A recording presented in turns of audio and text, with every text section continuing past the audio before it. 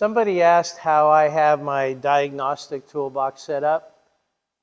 So I thought I'd just share that with you today. Welcome to Mercie J Auto Care, where compassion and craftsmanship come together. I'm Rick Smith. Now, one of the challenges that I found over the years was I make a lot of different adapters, hose adapters, fitting adapters. I also make a lot of little jumper wires, connectors, things like that.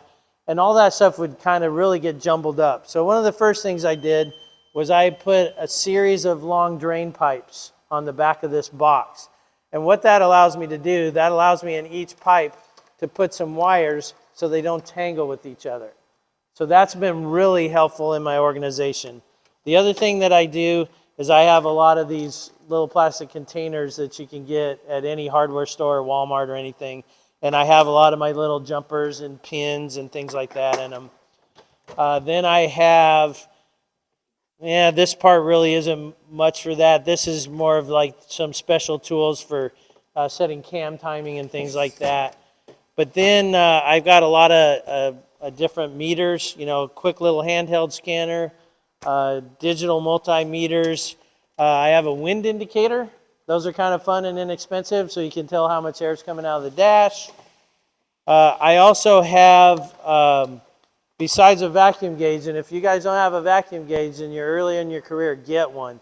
It's inexpensive. It's very important on diagnostics.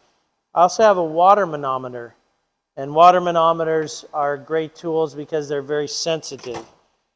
Then, of course, I have a scanner, which unfortunately won't fit in this box. I have some relay jumpers, so those are organized here. Then I have a power probe, which is an awesome tool. I also have like a refrigerant leak detector, OBD2 connector tester, that kind of stuff in here. And then down here, this is kind of cool. I made this. This is if you don't want to spend the big bucks on like an emission analyzer, this is an air-fuel ratio gauge that you can buy for a car. And what I've done is on the back of the box,